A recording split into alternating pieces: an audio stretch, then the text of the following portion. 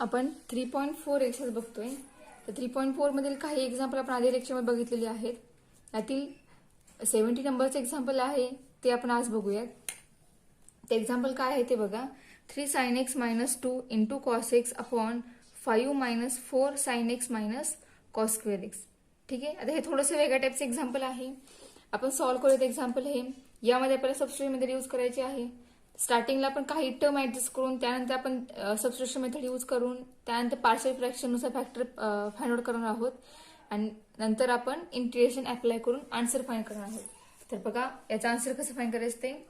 So let first we apply integration on this example. So let I equal to integration of 3 sin x minus 2 into cos x upon 5 minus स्टार्टिंगला आपण cos square x ही आधी term लिहूयात, त्यानंतर आपण 4 sin x ही term लिहूयात into dx. ठीक आहे. आता बघा integration of 3 sin x minus 2 into cos x upon 5 minus आता न्यूमरेटर आपण तोच ठेवणार आहोत, न्यूमरेटर बदलणार नाहीये. डिनॉमिनेटरला बघा आपल्याला चेंज काय करायचं आहे तो. तर कॉस स्क्वेअर एक्स आहे, तर आपल्याला फॉर्म्युला माहिती आहे कॉस स्क्वेअर एक्सचा. कॉस स्क्वेअर एक्स म्हणजेच 1 मायनस साइन स्क्वेअर एक्स असतो. ठीक आहे. -4 साइन एक्स इंटू डीएक्स. आपण काय करणार आहे तर डिनॉमिनेटर मध्ये साइनच्या फॉर्म मध्ये इक्वेशन तयार करणार आहोत. त्यामध्ये साइन हे फंक्शन त्या राहिलं पाहिजे असं आपण त्या ठिकाणी ऍडजस्टमेंट करणार आहोत. तर बघा integration of 3 sin x minus 2 into cos x. डिनॉमिनेटरला बघा 5 मायनस साइन मल्टिप्लाय होईल, minus into plus 1 minus 1 minus minus plus sine square x minus 4 sine x into dx. ठीक आहे. तर बघा integration of 3 sin x minus 2 into cos x upon 5 minus 1. आता आपण स्क्वेअरच्या टर्मनुसार टर्म लिहूयात, स्क्वेअरनुसार पॉवरनुसार. सो साइन स्क्वेअर एक्स ही फर्स्ट टर्म येईल, त्याच्यानंतर -4 साइन एक्स ही टर्म येईल and then 5 minus 1 plus 4 with respect to x. ठीक आहे.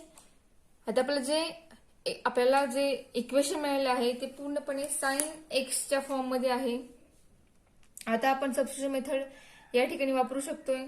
तर बघा आपण कशी वापरणार आहे ते. So put sine x is equal to T.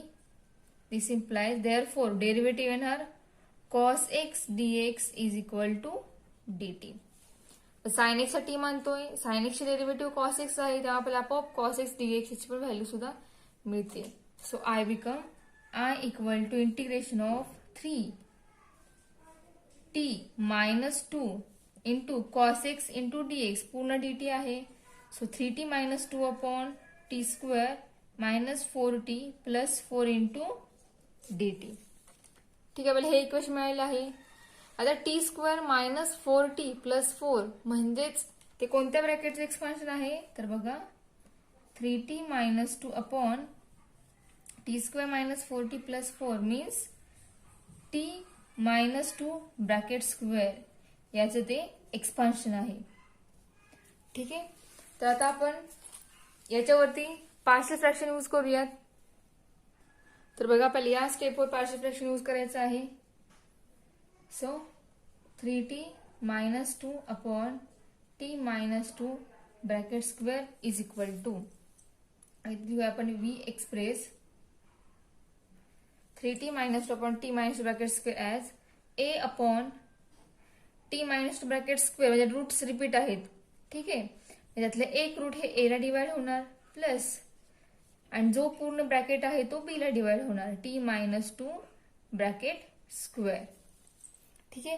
आता आपण नेहमीप्रमाणे क्रॉस मल्टिप्लाय करून बेस सेम करतो आणि बेस सेम कॅन्सल करतो. सेम झालेला बेस आहे तो आणि त्यानंतर a आणि b ची व्हॅल्यू फाइंड करतो. सो आपण ते करूयात.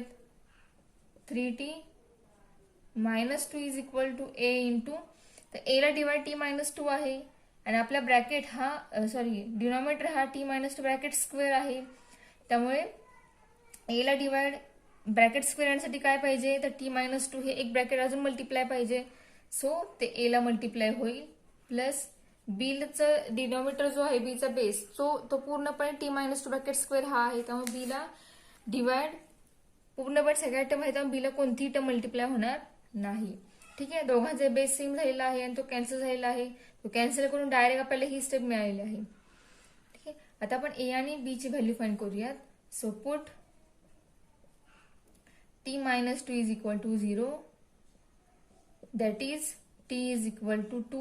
we get काय मिळेल बघा आपल्याला 3 into 2 minus 2 is equal to a into 0 plus b. 3 into 2 6 minus 2 is equal to b. therefore b is equal to 4.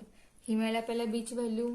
Similarly आपल्याला a ची व्हॅल्यू फाइंड करायची आहे. तर a ची व्हॅल्यू फाइंड करायची आपल्याला काय करावं लागेल. ए ला multiply T minus two bracket आहे, बी ला मल्टिप्लाय कोणतं ब्रॅकेट नाहीये. अशा वेळेला आपण या ठिकाणी टी बद्दल 0 पुट करणार. ठीक आहे, मग टी व्हेरिएबल असेल, एक्स व्हेरिएबल असेल, काही व्हेरिएबल असेल. ज्यावेळेला अशी कंडिशन येईल त्यावेळेला दोन्हीपैकी एकाची व्हॅल्यू फाइंड केल्यानंतर दुसऱ्याची व्हॅल्यू फाइंड करण्यासाठी त्यात जे व्हेरिएबल असेल त्या व्हेरिएबल बद्दल 0 पुट करायचं. वी गेट काय मिळेल बघा 3 into 0 minus 2 is equal to a into 0 minus 2 plus b. so minus 2 is equal to a म्हणजे आपला व्हॅल्यू फाइंड करायचे a into minus 2 plus b. b किती आलेला आपल्याला 4 मिळालेला आहे. तर बघा हा 4 लेफ्ट साइडला आल्यानंतर मायनस होईल. So minus 2a is equal to minus 2 minus 4 means minus 2 equal to minus 2 minus 4 minus 6. therefore a is equal to 6 upon 2. आपल्याला a काय मिळते ते बघा. So this implies a is equal to 6 upon 2 means 3. ही झाली a ची value. ह्या a आणि b ची व्हॅल्यू आपण या स्टेप मध्ये पुट करूयात. तर आपल्याला काय मिळेल ते बघा. So we get 3t minus 2 upon t minus 2 bracket square equal to a means 3 upon t minus 2 plus b 4 upon t minus 2 bracket square. आणि ही जी व्हॅल्यू आपल्याला मिळाली आहे या टर्म बद्दल ती आपण इंटिग्रेशन मध्ये पुटअप करूयात. So I equal to integration of 3 upon t minus 2 plus 4 upon t minus 2 bracket square into dx. So I equal to integration separate करूयात. सॉरी dx नाही dt आहे with respect to integration of 3 upon t minus 2 into dt plus integration of 4 upon t minus 2 bracket square into dt. So 3 is constant. बाहेर integration निघेल तो t minus 2 with respect to t plus 4 is constant into integration of 1 upon t minus 2 bracket square into dt. 3 into 1 upon t minus 2 याचे integration निघेल log of mod t minus 2 plus 4 into हे bracket जे आहे ते divide आहे याचा square आहे ब्रॅकेटचा. तो ब्रॅकेट स्क्वेअर इंटिग्रेशन लॉग येत नाही त्यामुळे हा t minus 2 हा ब्रॅकेट काय होईल न्यूमरेटरला येईल त्याचे पॉवर काय होईल मायनस होईल इंटू dt आणि त्यानंतर त्याच्या टर्मचं काय होईल इंटिग्रेशन निघेल. सो 3 into log of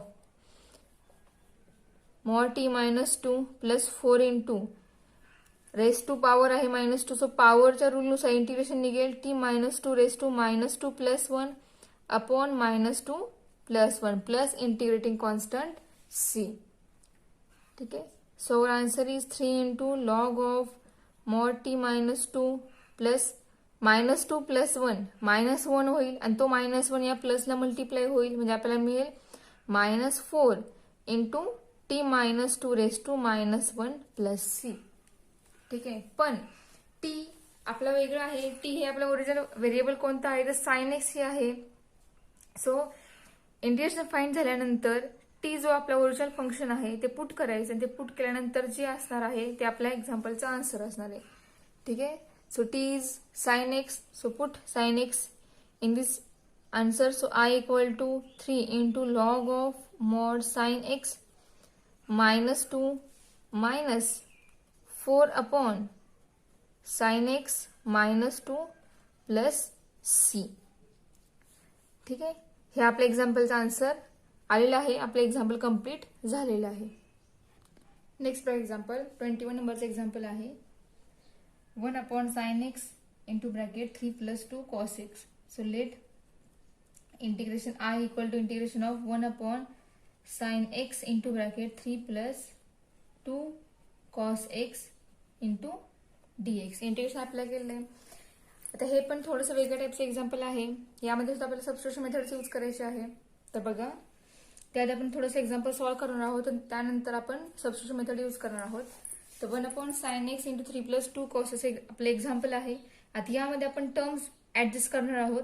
तर डिवाइड बघा sin x आहे, तर आपण या टर्मला किंवा या स्टेपला आपण sin x ने डिवाइड आणि मल्टिप्लाय करणार आहोत. आपल्याला मिळेल काय बघा, sin x ने मल्टिप्लाय करणार अपॉन डिवाइड सुद्धा करणार. त्यामुळे हा sin x आणि इथला sin x काय होईल, sin स्क्वेअर x होईल into bracket 3 plus 2 cos x into dx. ही आपली ऍडजस्टमेंट आहे.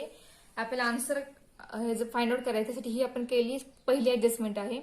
तर बघा sin स्क्वेअर x आलेला आहे. sin स्क्वेअर आपल्याकडे फॉर्म्युला आहे.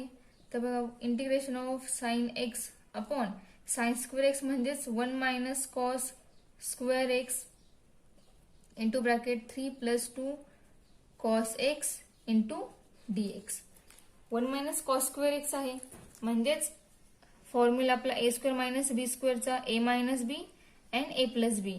या रूलनुसार आपल्याला या ठिकाणी मिळेल sin x upon 1 minus cos x into 1 plus cos x into 3 plus 2 cos x into dx. ठीक आहे, आता बघा आपण या ठिकाणी सबस्टिट्यूशन यूज करणार आहोत. बघा आपल्याला डिनॉमिनेटरला सगळ्या टर्म्स ह्या कॉस मध्ये कन्व्हर्ट झालेल्या आहेत आणि न्यूमिनेटरला sin x आहे. sin x आपल्याला कॉस वरून मिळतोच डेरिव्हेटिव्ह फाइंड केल्यानंतर. मग ही अशी स्टेप आल्यानंतर आपण या ठिकाणी पुट करणार cos x बद्दल t. Therefore this implies derivative of cos x is minus sin x dx equal to dt. Therefore sin x dx is equal to minus dt. ठीक आहे, आपल्याला सगळ्या व्हॅल्यू मिळाल्या. आता व्हॅल्यू जाऊन पुटअप करूयात. तर आपल्याला काय मिळेल बघा. So next step is I equal to integration of sin x dx. हे आलं मायनस dt म्हणजे आपण -1 लिहू या ठिकाणी upon 1 minus cos x means t, 1 plus cos x means t, 1 plus t, 3 plus 2 cos x म्हणजेच t इंटू dt. आपल्याला ही step मिळाली आहे. आता आपण या ठिकाणी या स्टेपवर पार्शियल फ्रॅक्शन यूज करू शकतोय. सो आता आपण ही स्टेप एक्सप्रेस करूयात पार्शियल फॉर्म मध्ये. So we express -1 upon 1 minus t 1 plus t into 3 plus 2t into is equal to a upon 1 minus t plus b upon 1 plus t plus c upon third bracket 3 plus 2t. ठीक आहे, आता आपल्याला find करायचे काय, तर cross multiply करून या दोघांचाही बेस जो आहे तो सेम करून तो कॅन्सल करायचा आहे. तो बेस कॅन्सल केल्यानंतर आपल्याला ए बी सी या तिघांचे व्हॅल्यूज फाइंड करायचे आहे. तर बघा आपली नेक्स्ट स्टेप काय येईल ते. So next step is -1 is equal to, पण बेस कॅन्सल करून जी स्टेप येईल ती स्टेप डायरेक्ट लिहिते. So -1 is equal to A into, आता ए ला मल्टिप्लाय बघा या ठिकाणी ए ला डिवाइड 1 मायनस टी आहे, आपल्याला हवा आहे 1 plus t and 3 plus 2t. तो ए ला मल्टिप्लाय होईल 1 plus t and 3 plus 2t plus b ला डिवाइड 1 प्लस टी आहे. सो 1 प्लस टी सोडून राहिलेले दोन ब्रॅकेट बी ला मल्टिप्लाय होतील 3 प्लस 2t प्लस सी ला डिवाइड 3 प्लस 2t आहे. सो 3 प्लस 2t सोडून राहिलेले दोन ब्रॅकेट आहे ते सी ला मल्टिप्लाय होतील. ठीक आहे, सो बेस सेम केला, कॅन्सल केल्यानंतर ही स्टेप असणार आहे. तर बघा आता आपल्याला ही स्टेप मिळालेली आहे. आता आपण या स्टेप नंतर ए बी आणि सी फाइंड करूयात. तर बघा ए ला मल्टिप्लाय हे दोन ब्रॅकेट आहेत, बी ला मल्टिप्लाय हे दोन ब्रॅकेट आहेत, सी ला मल्टिप्लाय हे दोन ब्रॅकेट आहेत. तर तुम्ही कोणत्याही एका ब्रॅकेट बद्दल 0 मानू शकता, तो पुट करू शकता. तर बघा स्टार्टिंगला आपण 1 प्लस टी याला 0 मानूयात. याच्यावर आपल्याला टी मिळेल. टी काय मिळेल, तर टी ची व्हॅल्यू मिळेल -1. So -1 is equal to a into bracket 0 3 plus 2 into t. -1 आहे म्हणजेच 3 plus 2 into -1 plus b into 1 minus t means 1 minus -1 3 plus 2 into t होईल -1 plus c into 1 minus t. t -1 आहे into 1 plus minus sorry 1 plus t आहे 1 plus T आपण 0 use करतो तेव्हा इथे multiply direct 0 होईल. तर बघा -1 is equal to A into ह्या सगळ्या टर्म 0 होतील plus B into 1 minus 1 plus 1 2 येईल 3 प्लस हा -2 होईल मी 3 -2 आपल्याला 1 मिळेल plus C into 0. Therefore -1 is equal to 2b. This implies b is equal to -1/2. ही आली आपली b ची व्हॅल्यू. ठीक आहे, बी मिळाला. आता आपण ए आणि सी फाइंड करूयात. तर बघा then put 1 minus t equal to 0. This implies t is equal to plus 1. So -1 is equal to a into 1 plus 1 3 plus 2 into 1 plus b into 1 minus t 0 आहे 3 plus t किती आहे 1 plus c into 1 minus t 0. so c into 0 into 1 plus 1. तर बघा -1 into is equal to a into 2 into 3 plus 2 5 plus हे दोन्ही 0 होतील. आपल्याला मिळेल काय बघा -1 is equal to a into 5 into 2 10. so this implies a is equal to -1/10. ही झाली a ची व्हॅल्यू. सिमिलरली आपल्याला c ची व्हॅल्यू फाइंड करायची आता. So put 3 plus 2t is equal to 0. This implies t is equal to याच्यावरून t ची value मिळेल -3/2. तर ती व्हॅल्यू पुटअप करूयात. आपल्याला c मिळेल. तर बघा -1 is equal to a into bracket 1 -3/2 into 3 plus 2t 0 आहे plus b into 1 -3/2 into 0 plus c into 1 -3/2 into 1 plus -3/2. ठीक आहे. सो -1 इज इक्वल टू हे दोन्ही 0 होतील. c इंटू या पूर्ण टर्मचे कॅल्क्युलेशन येईल -5/4 इंटू c. सो याच्या आपल्याला c मिळेल प्लस होईल मल्टिप्लाय टर्म या साईडला झाल्यानंतर ती त्याचा रेसिप्रोकल होईल म्हणजे आपल्याला c ची व्हॅल्यू मिळेल 4/5. ठीक आहे, एबीसी मिळाला. आता एबीसी पुटअप करूयात. बघा -1/1 minus t 1 plus t into 3 plus 2t is equal to a म्हणजे -1/10/1 minus t plus b -1/2/1 plus t plus c 4/5/3 plus 2t. आता ही जी व्हॅल्यू मिळाली आहे आपल्याला ही आपण आय मध्ये पुट करूयात. ठीक आहे. सो आपली नेक्स्ट स्टेप काय येईल ते बघा. So I become I equal to integration of -1/10/1 minus t plus -1/2/1 plus t plus 4/5/3 plus 2t into dt. ठीक आहे. तर इंटिग्रेशन सेपरेट करूया प्रत्येक टर्मसाठी. प्रत्येक टर्मला अप्लाय करू integration. So integration of -1/10/1 minus t into dt plus integration of -1/2/1 plus t dt plus integration of 4/5/3 plus 2t into dt. प्रत्येक term मधून कॉन्स्टंट टर्म कॉमन बाहेर काढूया. So -1/10 into integration of 1/1 minus t dt c -1/2 into integration of 1/1 plus t dt plus 4/5 integration of 1/3 plus 2t into dt. ठीक है. so -1/10 into integration of 1/1 minus t is log of mod 1 minus t -1/2 into integration पर तेच येईल log of mod 1 plus t plus 4/3 into 1/3 plus 2t इथे सुद्धा integration तेच आहे, log of mod 3 plus 2t. फक्त टीला मल्टिप्लाय जो नंबर आहे, जो कॉन्स्टंट नंबर आहे तो त्या पूर्ण लॉगला डिवाइड होईल प्लस c. ठीक आहे. आता आपण टी बद्दल पुट करूया. टी म्हणजे कोण आहे, तर आपला cos x आहे.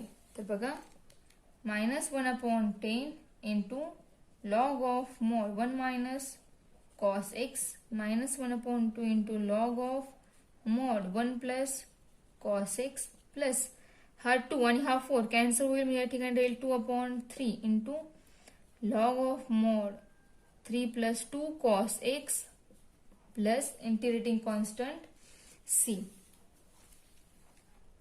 4/5 येतं, 2/5 येईल. म्हणजे आपल्या एक्झाम्पलचा आन्सर काय आलं, तर -1/10 into log of mod 1 minus cos x -1/2 into log of mod 1 plus cos x and plus 2/5 into log of mod 3 plus 2 cos x plus c. तर बघा या ठिकाणी ह्याचं integration log of mod 1 minus T आलेलं आहे, पण T ला multiply इथे -1 आहे, इथे पॉझिटिव्ह 1 आहे, त्यामुळे या लॉग मध्ये काय बदल होणार नाही. पण या लॉग मध्ये मायनस साइन हे टीला मल्टिप्लाय आहे, म्हणजे टीला मल्टिप्लाय -1 आहे, तो -1 या लॉगला डिवाइड होईल. ठीक आहे. आणि तो -1 या मायनस साइनला कॅन्सल होईल आणि आपल्याला या पहिल्या लॉगचा साइन हे पॉझिटिव्ह मिळेल. म्हणजे आपल्या एक्झाम्पलचं फायनल सोल्युशन झालं 1/10 log of 1 minus cos x minus 1/2 log of 1 plus cos x and plus 2/5 log of 3 plus 2 cos x. ठीक आहे. इथे टीला मल्टिप्लाय -1 आहे म्हणून तो डिवाइड झाला. याच ठिकाणी तेच आहे, फक्त इथे पॉझिटिव्ह साइन असल्यामुळे टीला मल्टिप्लाय +1 झालेला आहे, तो +1 डिवाइड जरी केला तरी आपल्या आन्सरमध्ये काही बदल होत नाही, पण मायनस साइनमुळे बदल होतो. ठीक आहे. तेव्हा आपल्या इथलं साइन चेंज झालं आणि आपल्या हे आपल्या एक्झाम्पलचं सोल्युशन मिळालं. आपलं एक्झाम्पल हे कम्प्लीट झालेलं आहे. त्याचबरोबर आपला इंटिग्रेशन इनडेफिनाइट इंटिग्रेशन हा चॅप्टर कम्प्लीट झालेला आहे. आपण नेक्स्ट लेक्चरला डेफिनाइट इंटिग्रेशन हा चॅप्टर सुरू करणार आहोत. तर या चॅप्टर मधील एक्झाम्पल्स आपण जी सॉल्व्ह केलेली आहे ती एक्झाम्पलचं रेफर करून तुम्ही राहिलेले एक्झाम्पल सॉल्व्ह करा. जेवढी जास्त प्रॅक्टिस कराल तेवढे तुम्हाला एक्झाम्पल्स सॉल्व्ह करायला सोपे जातील, तुमचे फॉर्म्युले लक्षात राहतील. ट्रिक एक्झाम्पलचे जे आहे त्या तुम्ही प्रॅक्टिसने तुम्हाला आपोआप कळतील, ट्रिक काय, कशा वापरायच्या किंवा कोणत्या एक्झाम्पलला कोणत्या वापरायचे ते. ठीक आहे. सो तुम्ही जास्तीत जास्त प्रॅक्टिस करा एक्झाम्पल सॉल्व्ह करण्याची, म्हणजे तुम्हाला इंटिग्रेशन अवघड जाणार नाही. एकदा तुम्हाला इंटिग्रेशन इंटिग्रेशन समजला, आला इंटिग्रेशन फाइंड करण्यासाठी तुम्हाला एक्झाम्पल सुटली तर तुम्हाला आपोआप डेफिनाइट इंटिग्रेशन हा चॅप्टर जमेल.